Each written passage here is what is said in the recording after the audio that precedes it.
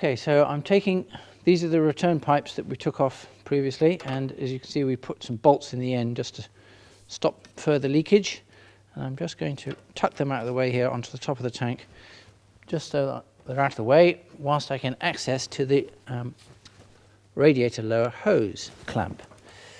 Now it is a little bit awkward even though we've already taken off the battery, but all I'm doing is slackening off this clamp.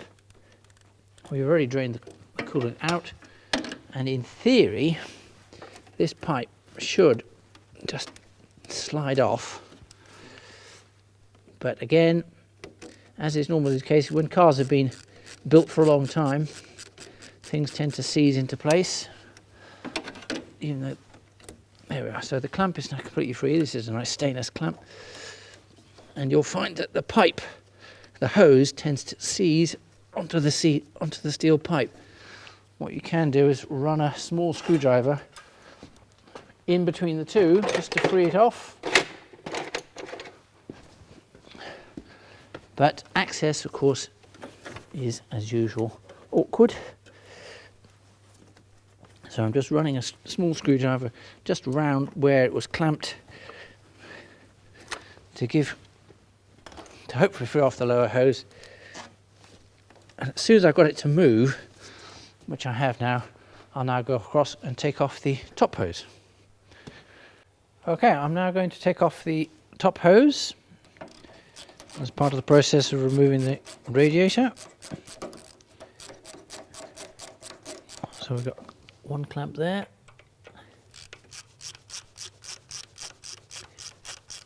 Just of interest, there's two different designs of top hose, one of which has the thermostat in it, which this one is, and the later designs have the thermostat actually as part of the water pump housing.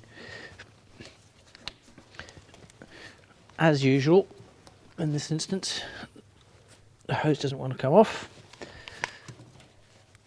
and it's very much welded itself to the radiator.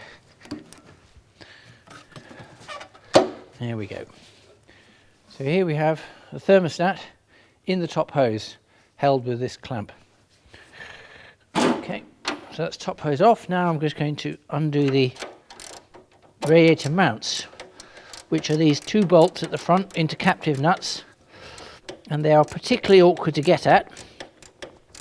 You can get at them from below slightly, but there's a lot of things in the way. Once again, the later ones have actually got a slot cut into the end of the bolt, so you can use a screwdriver to undo the bolt from above, which is a nice, useful, time-saving feature.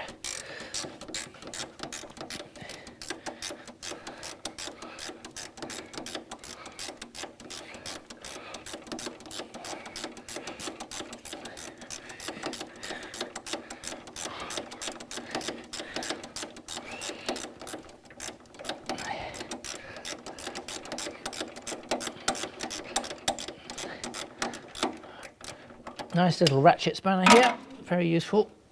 This now should be free enough for me to undo by hand.